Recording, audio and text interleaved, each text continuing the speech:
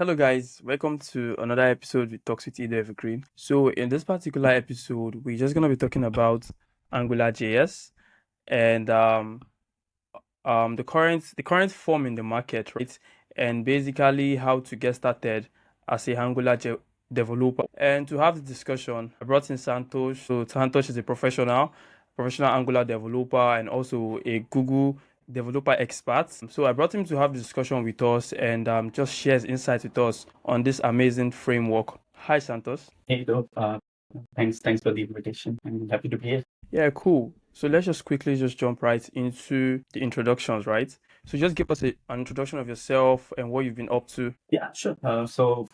Hey, everyone. My name is Santosh, and I'm a software engineer based in Germany. So I live near Hamburg. Currently, yes, of course, Angular is something which I work on my daily basis. Mostly, like I'm working as somewhere close between developer experience team. So I take care of, or my team actually works on making sure like our team has best tooling available, including Angular and X and accessibility.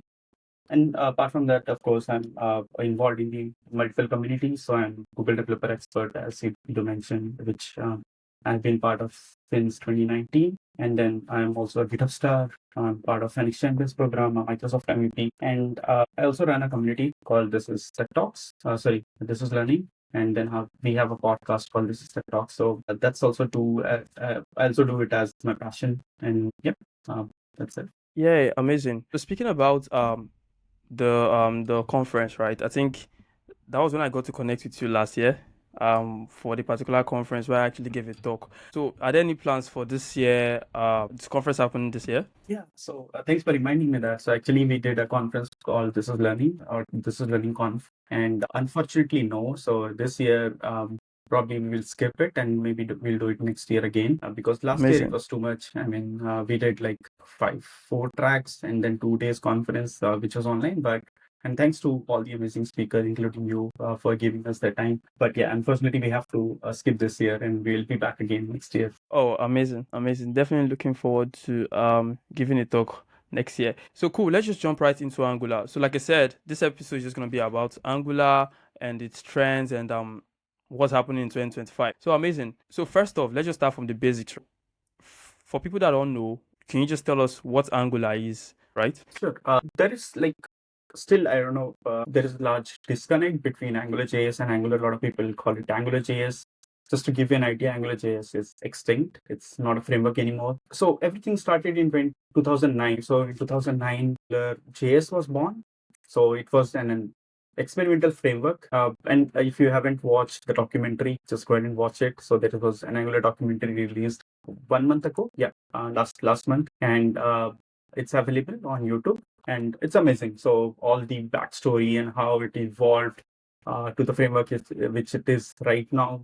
So I'll totally recommend it to everyone. But yeah, just to give you an idea, yes, AngularJS started in 2009, and then eventually after a few years, of course, tooling was improving it. I mean, once Node.js came into picture, like the entire JavaScript ecosystem and tooling around it just become much better. I mean, people, I don't know, like still people don't give enough credits to some engines like Node.js, but yeah, Node.js played a large part in making our tooling better and where we are right now. And then TypeScript came in. So Angular wanted to adopt all this new things, right? I mean, they wanted to go into the right direction and make a framework which is future ready, like where you can actually build something and say, hey, this is the framework you can use for, let's say, 15-20 years, and we will be able to still support and add features on top of it with the current trends. Because one thing which is for sure is tooling is going to improve. You remember Node.js used to be there, and Node.js is still there. Then came PNPM.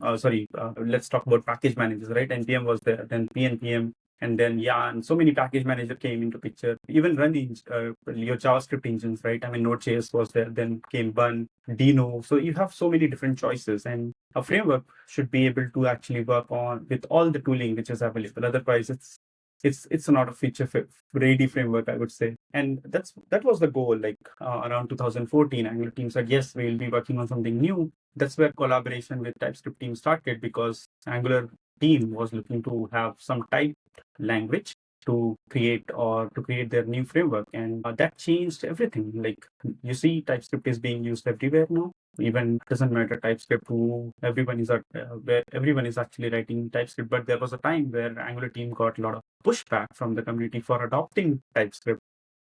Right. But yeah, I mean, they made a right choice, and they made some probably not right choices, but that's how the framework evolves, right? I mean, over the years, people working on big frameworks figure out, okay, this is the right thing to do, this is not the right thing to do, but still able to change those things is, I would say, where the framework really shines. I mean, if team knows what they are doing, or if they study the market enough, or they study the developers experience enough, and then make right choices, then that's the framework I would like to actually use it for next few years. So yeah, this I mean, I gave like a very large overview, but yeah, this is a small intro, like, right? So of course you use Angular and with TypeScript, and then you can choose your own package manager, bring your run engine, Node.js, Bun, or whatever you want to use. Okay, amazing. So just jumping right into the questions, right? Should a developer pick Angular in 2025? Yes, this is, I mean, I would say this is the best time to be an Angular developer, because Angular is actually improving a lot. They have been making some amazing changes to the framework, especially around reactivity. So when Angular started, so just to give a small idea, so Angular chose few tooling. So one of them was RxJS, of course, for reactivity, and it was not easy. It was one of the difficult part to learn, or maybe to understand how it works. And the other was change directions.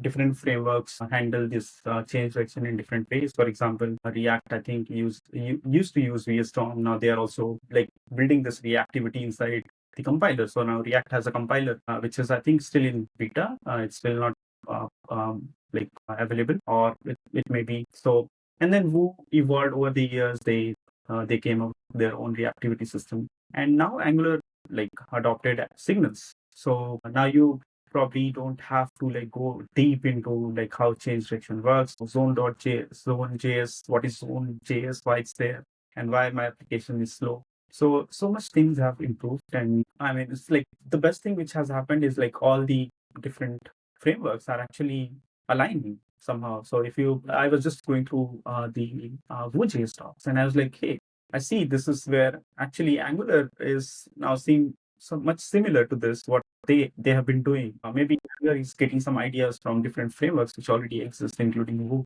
and they're trying to make sure like whatever we do is actually, it's also easy to adopt if you're coming from different frameworks. So this whole idea, like, of course, makes it a better framework now. And you can, of course, coming from Vue.js, coming from React, coming from Solid.js, you can still go ahead and learn it quickly, right? So you don't have a barrier that, okay, I have to go ahead and learn about change direction in details. I have to learn about RxJS in detail. So those things are like going away slowly. Yeah. So go ahead and do that. Go ahead and learn about Angular. And a lot of people are talking about it, including the people from different communities, which never happened before.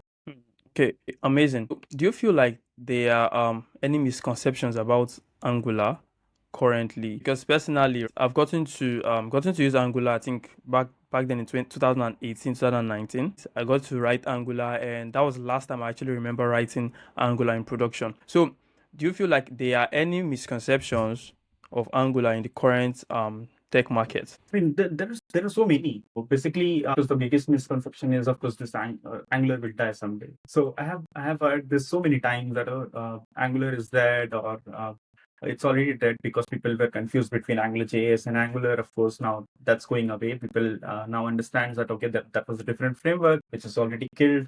And then suddenly people started talking about, hey, Angular is slow. I was like, where? I never saw this. Like, of course, like if you are building a very large application, you may see, and that's up to you, right? If you write a shitty code, your application will be slow. I mean, you have to follow some standards. But of course, now with all these new changes, you don't have to even think about that, right? I mean, with signals and the way new change direction will work, you don't have to like have so much information about the internals which you used to. And then there was a misconception which still exists, is Angular generates a bigger bundle size. I mean, if you see, Angular is actually generating the bundle size which is 80 KB. Like, the default one, right? So when you create a new app, you get 80 KB bundle size, which is actually even smaller than what React does. So these are still some misconception. And then one thing which people are concerned about. Hey, Angular is in like build actually creating so many releases every year. Like we are not able Correct. to follow up, or we are not able to keep up to date. But remember, I think we are going to anyways talk about this, like breaking changes and everything. But this is also a misconception that Angular will break your app. Angular never breaks your app. So even though Angular goes to 20 and you are still using Angular 15, it's not like you will this will break your app in case in future you want to upgrade to Angular 20. That's never the case. So there are a few things that Angular makes it slow. I don't know why. I mean, Angular is like one of the framework which is like which comes with all factories included. So it's not going to make it slow or your development slow. I mean, we'll talk more about like how it can improve your developer experience or even your productivity. But this is all things I have heard from different people on the internet. Probably people who never used Angular. Okay. Okay. Amazing. Amazing. So I think um one of the misconceptions you spoke about, right? Talking about the updates regularly. I think back then it was like every 6 months. I don't know if it's every 6 months or every year the Angular team drops new updates. And if I remember correctly, it was Angular 8 as of then. Yeah, amazing. Amazing. So are you gonna just quickly talk about the learning curve, right? Of React, Vue.js. Those are like most of the most popular like meta frameworks currently. So what is the learning path for Angular, right, compared to React and Vue currently? So like you have to just learn about, of course, you need to know HTML, you need to know TypeScript, which is not a big ask because not everyone is writing TypeScript by default. I mean, there was a time, of course, people were writing more JavaScript. And then you have to learn a little bit about reactivity, which is signals, right? I mean, now, and with this new changes, I mean, I'm talking about the developers who wants to start today. So you can just by learning a little bit about HTML, TypeScript, and signals, you can get started with Angular today. You don't have to go ahead and go in deep about RxJS, which was a requirement earlier. In future, RxJS still exists. So you have to have a little bit idea about RxJS, like what it does and how it works. Great library, by the way. I mean, RxJS is amazing. It can do amazing things. But it was like for a framework to get started with, it was a steep learning curve. I mean, I have been there. I have gone through that learning curve, and it's something which is now moving away. Like RxJS is going to be optional. It's not going to be Mhm. part of the framework in future. But yeah, with signals, I think it shouldn't be a big ask because signals is something which exists in other frameworks as well, right? I mean, you have SolidJS, which is like Signal is popular, I would say. And Carnieto gave so many public talks, and then he wrote so many blogs that people noticed signals which existed before. And he was the one who actually consulted with Angular team to work on the implementation which exists now inside Angular. So yeah, I think Angular still uses class-based components. So of course, class. I mean, it's not much to ask about. Angular supports SSR now, so you can do SEO and all the stuff. But there is Nice. more. Like, I mean, SSR was never a strong story when it comes to Angular, but now it Yeah. exists. So if you, that's also something which you don't have to. That knowledge is transferable. I would say if you have done SSR in any other frameworks, it works almost same way in Angular. You don't have to worry about it. Okay. Okay. Amazing. So let's just quickly talk about the foundational knowledge, right? So a perfect example should be, okay, I want to be a web developer, right? I want to build web applications, right? And I started out with the basics, which is HTML, CSS, and also JavaScript. And I'm ready to pick a framework. So what do you think I should know before picking Angular? So that's where actually Angular team is trying to make it more easy to adopt, right? I mean, so as of today, you have to learn about, of course, not Angular, but HTML, CSS, and basic knowledge of TypeScript, and then you should be ready to go. That's where Angular is going. Amazing. Okay, so you say just HTML, CSS, JavaScript, then with some TypeScript, I could quickly just pick up Angular. You Amazing. can. Amazing. Amazing. Amazing. So we could quickly just talk about the comparison, right, of Angular, Mhm. React, and Vue. Talking about component structure. Let's just start with component structure. Right? So how does it differ from React and also Vue.js? Yeah. So if you see like React follows something called functional components, right? So you write function and then you use that as a component. If you come to Angular, you have to just use classes. So it's like classes with something known as decorators. So we use decorators to figure out what type of class is this. For example, there is a component, there is a service which is not available in other frameworks, but it's very unique to Angular and it has been since AngularJS days due to dependency injection. And if you go to Vue.js, you have something called SFC, right? Single file components, which doesn't exist in Angular. But there has been some discussion that we want SFCs, and Angular being a framework, like of course, there is some huge discussion going on. I think that was a hot topic last year, that Angular adopt functional components and move away from class-based components. Not many people are happy with that. We love the class-based component which we write. So those are like very very minimal. I mean, I don't think so there is any difference. You still one thing which I really like about Angular is you still like write your HTML in different file. It's not JSX. I have seen some JSX syntax. Okay, I don't know what to talk about it. I don't know how people work with 1,000 lines of HTML file inside your TSX or JSX file, but it's up to them. Let people choose. I mean, it's not like you people don't write 3,000 of lines of HTML, but it's like still HTML file and not a JSX. And then if you go to I think Vue, I think it's still they write something called .Vue files, right? In Angular, you have to separate your HTML, but there is an option. You can actually just write your HTML inside your TypeScript file. Yeah, it depends. Like people follow different structures. I prefer writing my HTML in different files.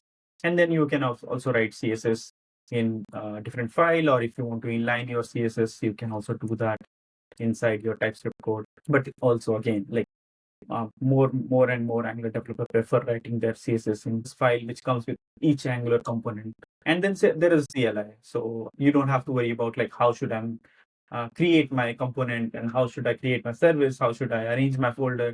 So all these things are actually part of CLI. So CLI gives you all this. We call it as schematics because schematics is what, right? A part or structure which you can create. So Angular gives you all those schematics to you. You can just generate those files and start writing your code.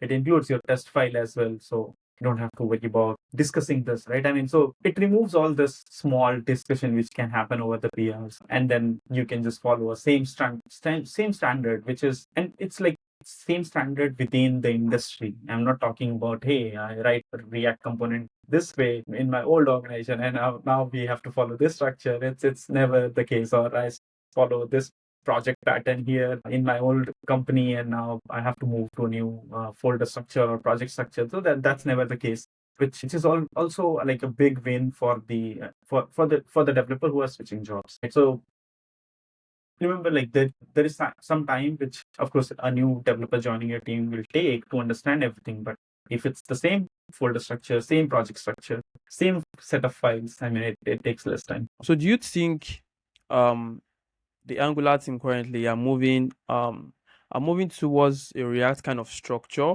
or a React kind of pattern? Do you think they are adopting the React pattern like in future releases? I saw this. Like, of course, there was a huge discussion. Hey, Angular is going to Yeah. be React, or is Angular going to be new React? The answer is no. Angular is not. Angular is actually very careful. I mean, in choosing what they really want to do. So the Angular team is actually adopting the best of frameworks. So, for example, they decide to go with Signals, but for tooling, of course, we still use ES build with Vite, and then. But Angular team is still experimenting, like because there is a lot going on over RSpec, right? Because RSpec is, people are saying, hey, this is the new thing, and then probably people should move to RSpec. But it's not like Angular team never does this. Hey, just drop everything and let's adopt this thing, this new things. Angular waits, and then takes a balanced decision that, okay, hey, is this really good for Angular? Is this really good for the community? And then where this will fit in, or do we have future for like next 5 years? Even before going with ES build, they did like all this study. Then and even they spoke to Webpack team that, hey, what's going on there? Like, we going to solve these issues, like which community has been asking about. And once they saw that, okay, probably that will not happen in next few years. Then Angular team said, okay, let's drop this and now let's move over to ESPid. But again, it's not overhead on to the teams to actually migrate from whatever Webpack or to from old tooling to new tooling. That's something which Angular team takes care of. Because if you see now, for example, React dropped their React create React app, right? So that was the CR. project. So they said they deprecated it, but and then it's on to you. So you as a team that you have to go ahead and adopt the new tooling. Angular never does that. So it's totally like they take their time, they choose, like they figure out what's new. I mean, the whole discussion started around like Angular adopting more functional approach. Yeah. And then people start saying, hey, are we going to do React? Because it's everything is function, right? And Angular team said, no, we are just choosing the best where we think it makes more sense to write functional code, and we are not going to change everything. So yes, Angular is never going to be, never going to follow React, or maybe if React does something good, right? I mean, it's something which is exceptional. Maybe Okay. Angular can go ahead and align and choose those features. For example, signals. I mean, Angular team figured out, hey, signals is good. We should talk to signals, to reincarnate of our signals. And that's how it happened. So, of course, then they spoke to Vue team, hey, how we can adopt Vue inside Angular.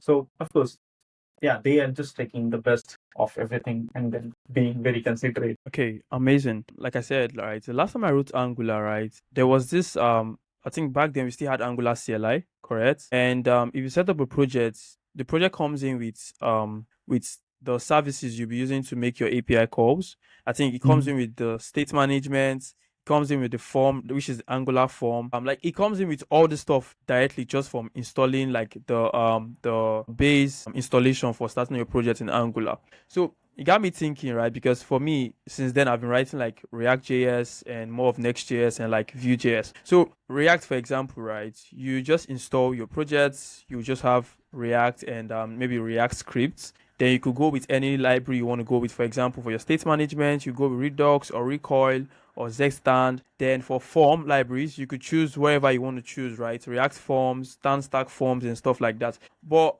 coming to the Angular side of things, right? Angular doesn't give you this flexibility. Am I going to call it flexibility? But like it doesn't give you this flexibility of choosing, right? Choosing the particular tool you want to use, right? Just to achieve maybe a particular product. Or what do you think about that? I don't agree with this because I think Angular already had in older days NGXS, NGRX. And there was few different state management framework which existed. And Okay. I think Angular comes with all batteries included. It means I have to rely on external libraries as less as possible, and which is a good Okay. thing. For example, if I want to migrate from one project to another project, and if I have very less dependencies, it means it makes my life easier. I don't have to worry about breaking my app because of some external dependencies or what they broke or how to upgrade it, which is a big problem when you actually upgrade to new version of any framework, right?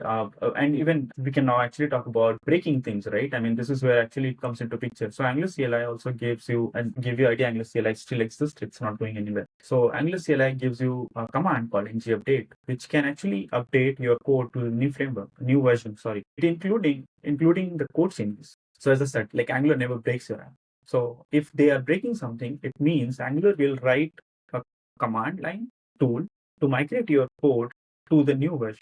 And if you have less dependencies on something external or something which is not managed, it means it makes your life easier. But with new things which or new changes which is going on to the framework, it is becoming easy for people to start building new tooling. For example, you mentioned 10 stack form, right? So now Angular has support for 10 stack form.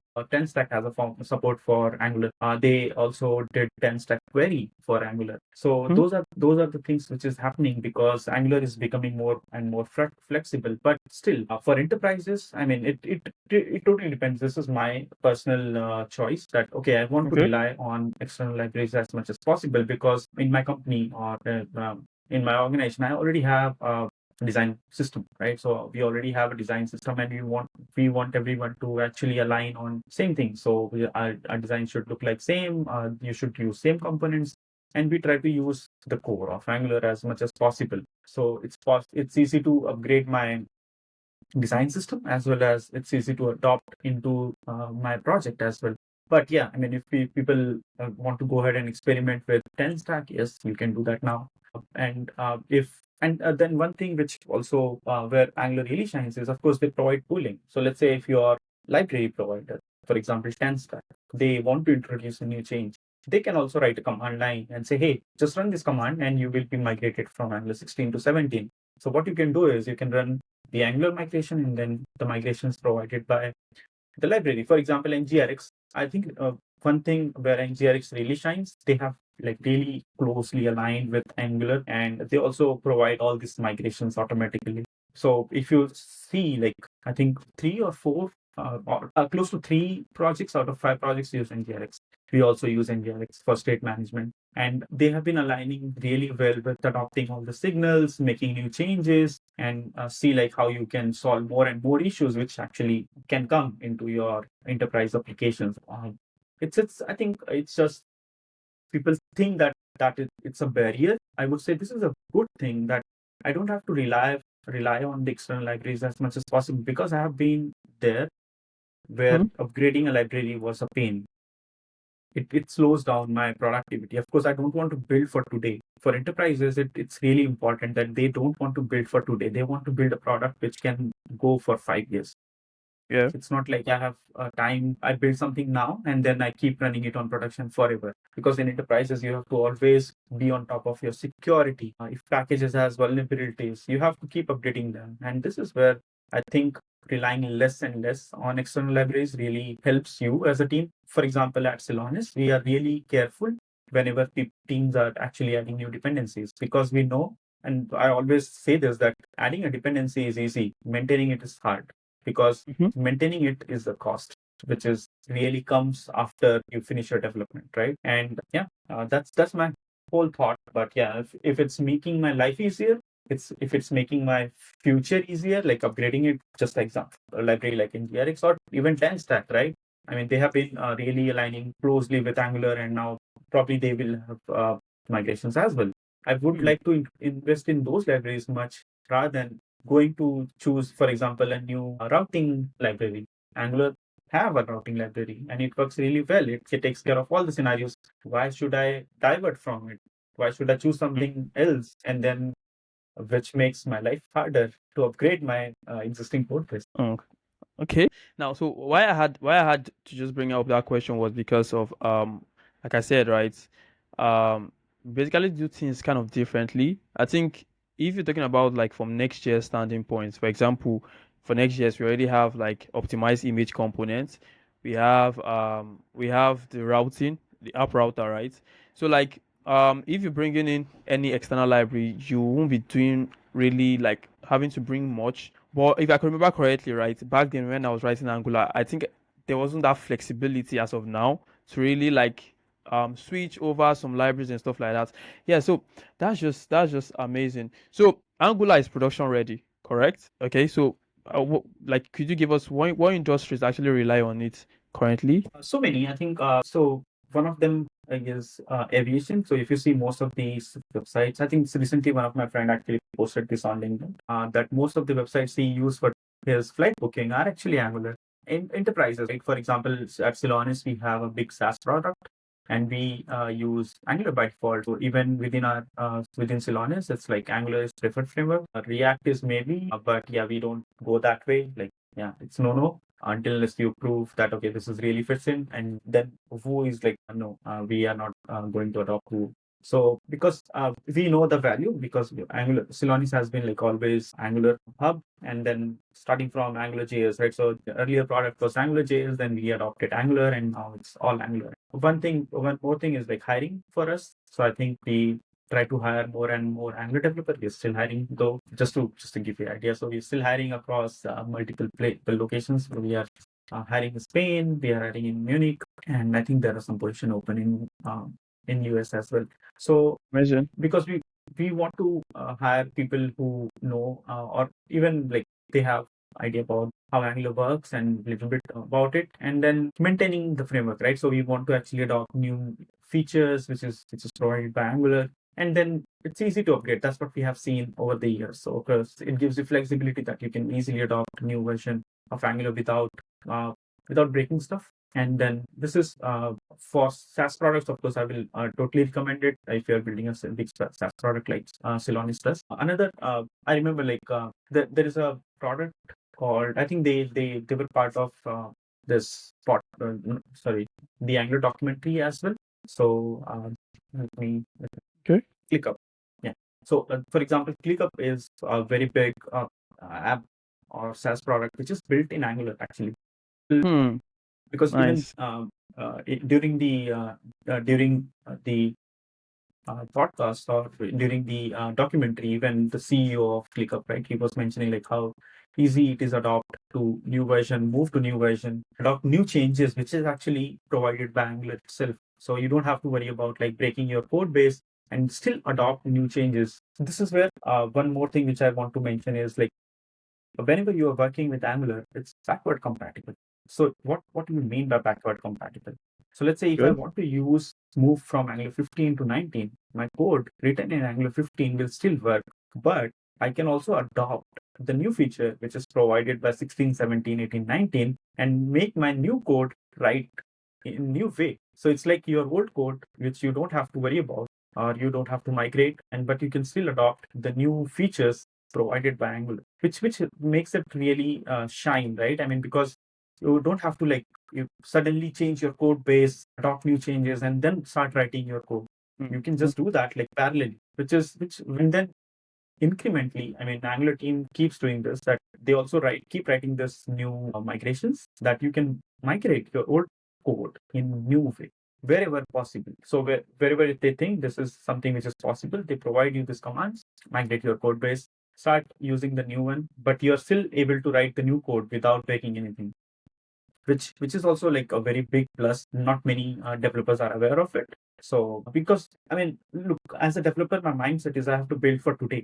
But as a company, my mindset should be I have to build for next 5, 10 years, right? I'm not going to invest this time or money again and again. So Yeah. yeah, choose accordingly. So Angular has been used at many places. Aviation, as I said, like booking systems. Within Angular even itself, Angular is now the default framework. So all the new developments they do in Angular, and it's like more than 2,500 applications. It was like back in 2029. There used to be like 2,500 applications. I'm sure it might have increased. Yeah. Obviously. Yeah. And now with the Angular Signals, um, Angular YouTube, right? So your mobile app on YouTube actually uses Angular Signals to for all this reactivity. So yep, usage is going in positive way. The changes are nice. So I'm sure like it will be adopted more once people realize like how powerful the framework is. And now Yeah. the SSR is there, right? I mean, so I know like there was a time people were like, oh, there is no SSR. But now it's there. I mean, you have hydration, which is not many frameworks are doing. So you have hydration built into the framework as well. Yeah. Cool. So basically, could we just talk about some of the exciting new updates coming to Angular? So are there any new updates coming to Angular in the coming few years or in the coming few months from the Angular team that you just want to share with us? Of course, like reactivity is a big story right now, right? Of course, it all started with Angular 16, where signals were introduced, and now we are at Angular 19. But Angular team wants to make this reactivity story much better because the future is they want to have an app with RxJS as optional dependency. So it means you should be able to write a code without worrying about RxJS. And they have been dropping so many amazing changes. So they are making everything work with signals, making less overhead. For example, now you have let syntax, which you can use inside your template. Now you can use template literals inside your HTML template, which was not possible before. And Mm-hmm. then now they have few utilities. For example, Rx resource, HTTP resource. They can work with your API calls, right? I mean, for earlier it was HTTP client was always there to work with data fetching, and now like they are adopting the signal based APIs because you have to understand RxJS to actually work with HTTP client. It still exists; it's not going anywhere, but you still have new utilities which can make your signal story much better, right? So if you if you want to write a new code base which has only signals, and this is where the Angular is focusing more. And then there is SSR story, right? So Angular team wants to make SSR better, SSR first better whenever you want to start a new app, basically. So when it comes to SEO, not many companies, for example, Ceylon is, for us, SEO doesn't matter, like, because we are actually creating an app which can be used by a client, which is deployed somewhere. They don't want to actually, basically, they're not selling anything using our product, right? So why do you need SEO? And they don't want anything to be available on the internet. Correct. But yeah, if SEO matters to you, SSR is there now, so you can make use of SSR. I mean, it's not only that SEO, due to SEO, you should use SSR. There are so many advantages. But with hydration, like, it makes your SSR story much better, because with hydration, your applications will be loaded faster, and you have faster running applications, right? And your end users will have a better user experience. And that's why you build apps, right? I mean, you want your users to actually use it, not just come and then say, hey, it's taking so much time and it's shit. So, and then all these things, but including that, they are making sure that developers have good time writing those code. So they are actually taking their time writing those APIs, having RFCs. So if you, I just mentioned HTTP resource. So Angular team opened an RFC now for HTTP resource. So if you're an Angular developer, just go ahead and look at that RFC and see like what's the plan. And if you have some comments, just give the feedback to the team, and so they can change the APIs. And Angular team have done that. So there have been instances where they created some APIs, and then community thought, hey, this is not what we really wanted, or this doesn't really fit into the picture. So eventually Angular team went ahead and changed. So the way it works is, of course, Angular team creates an RFC. Based on the RFC, they will create some APIs, make it available in developer preview. And in developer preview, you can play with the APIs, see like if it really fits into your development workflow. If it's not, give the feedback. Still have 6 months before, or 6 months or a year to make it stable. Generally, it's 6 months, but yeah, things happen. So if it's not possible to actually get good feedbacks within 6 months, they will probably extend the developer preview. And finally, like, when everyone is satisfied, it goes into production. So that's how it works. So I'm really excited about all this reactivity and SSR story. So let's quickly just talk about the Angular market currently. So currently, how is the market for Angular developers out there? So I think overall, if you see the market trends, Angular is still going up. I think I see more and more people hiring for Angular, and it's of course after React, right? Because React has a big market, and there are so many apps which are already built on React, so people need. But if you go to more enterprise companies, you will find more and more Angular. I think it's still, like, in Europe. It really depends where you are, but for example, in Switzerland, you will find more Angular opportunities. But if you come to Germany, it's like it's still there, but it's after React, because Berlin has been a startup hub, right? And a lot of companies, a lot of startups actually hire React developer because they're easy to get. You just need a developer with JavaScript experience, and then they can start writing code with Angular. Yeah, of course, there is a little bit of that learning curve which we discussed about, like, which is going away in the future. Yeah. You don't hire developers to work on your new code base, right? You are hiring them to actually work on a code base which exists probably from 2-3 years. And, you need people to know about those things. So yeah, and then eventually, and I think in the US it's pretty much React again. In India as well, more and startups are React, but Angular is still there. I think it comes after React. There are opportunities. There are enough opportunities which, if you are a better developer, I mean, I think it's everywhere, right? If you're a good developer, I think probably framework doesn't matter to you. You can easily adopt any new framework and start coding on it. And the same applies to Angular. So, Cool, amazing. So speaking about building real world projects with Angular, right? And this is basically for developers that are trying to, like, maybe build out their portfolios as Angular developers, right? So can you just point out some few real world projects that could basically improve such Angular developer skills? yeah, I mean, so if you I think I really I recommend people to actually just go ahead and build something on their own. And then if you want to really contribute to the open source, Angular is always looking out for the contributors. So of course there are There are PRs which you can take over. I mean, start with documentation. I think that's always people recommend that you can start writing or going through the documentation and see like if something can be improved, and then start looking at the code base. Or maybe NGRX, right? NGRX is a good project to contribute on. But now 10 stack. So if you already have experience working on 10 stack toolkit or everything around 10 stack, so they are working on this new, not new, I think it has been some time. They are working on supporting Angular as well. So you can probably contribute there, build something on your own. I mean, that would be a great starting point, I would say, and see like how it goes. It's not like I mean, this is also, we know that like you cannot just go ahead and start doing open source on day one. So you have to like build something. Generally, like this is what I do. Let's say if I have some use case in my organization, I try to build it using the new framework, new shiny framework, or maybe something I want to learn. For example, so let's say if I want to learn Vue, I just try to create something which I know exists in Angular and try to search and like transfer that knowledge, right? Using Vue. And now, good thing is, of course, you have ChatGPT, and then you have GitHub Copilot. You can just start asking them what you want to build. But I mean, don't just totally blindly follow them. Start also. I mean, so all this Gen AI tool, it made your life easier, but you have to also start asking questions like why. Let's say if you use Gen AI to write some new code, start asking them why. Right? I mean, they have very good reasoning model, right? Where they can tell you more about like what this code does and how it does. And this will help you to become a better developer as well.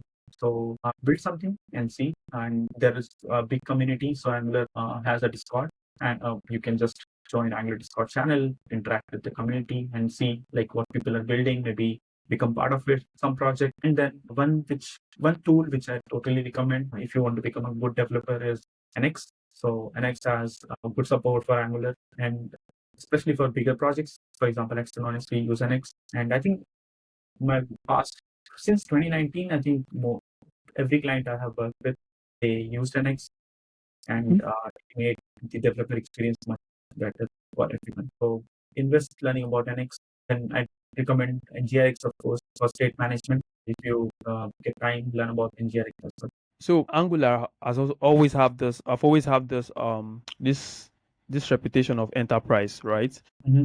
Like it's mostly for enterprise app. Do you feel like that's a good thing or it's a bad thing actually? I mean, it's not anymore. You know, this was always thing that okay, Angular is enterprise ready, but I think it's not because it has been adopting new features, making your learning curve much smaller, I would say, or much easier.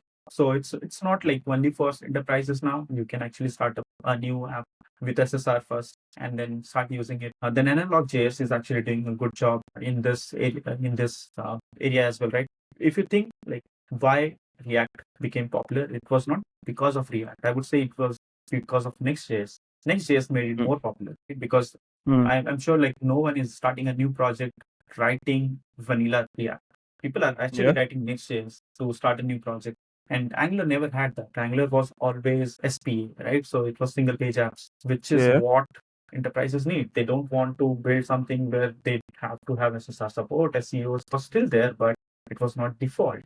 And now with all these new changes, actually Angular is going default as or SSR first, which makes it suitable for your websites. For example, your e-commerce apps, right? And so if you're starting a new app today, there is no difference. Just start with Angular, and I think this is good for your portfolios. Go ahead and choose AnalogJS if you want to build your own portfolio, or if you want to build your own e-commerce. AnalogJS is good fit, but Angular also provides those features. So with Analog, let's say you get all this new features which is actually available in other frameworks. For example, SFC, a single file component. I think Angular does not offer that, but of course, AnalogJS offers it. And there are, of course, so many things which will exist in both, but AnalogJS is like meta framework, which provides you read support. So you can just go ahead and use read. You can use vtest, which is not possible right now with Angular.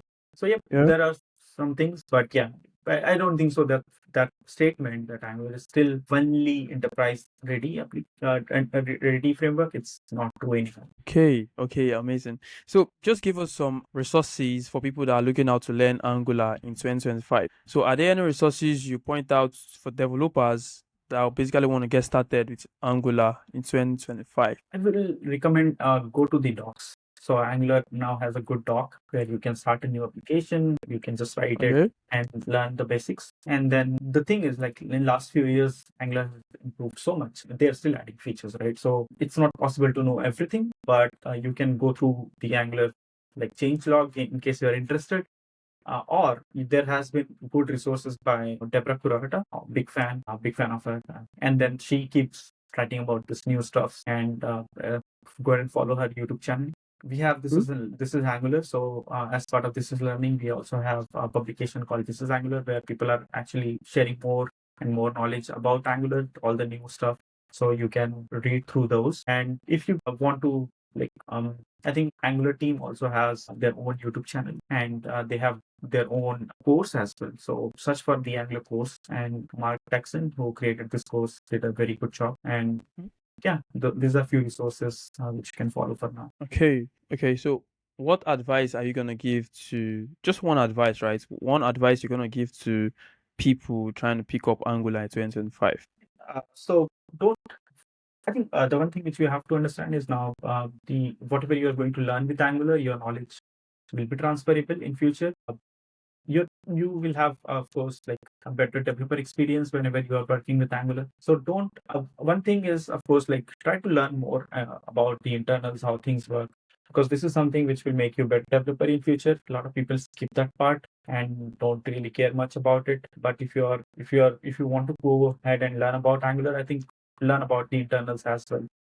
Keep and watch on what Angular is doing. I mean, if you have to be like really be aware like what they are building next. Was Angular code which I used to write back in 2019, and if I see the today's code, this is like has totally changed. So if you're writing, if you're joining an organization, I think you should be aware of what are the changes which has been done by Angular team, and then try to write or adopt the new code accordingly. Those are a few things. Okay, amazing. I think we've come to the end of this particular episode.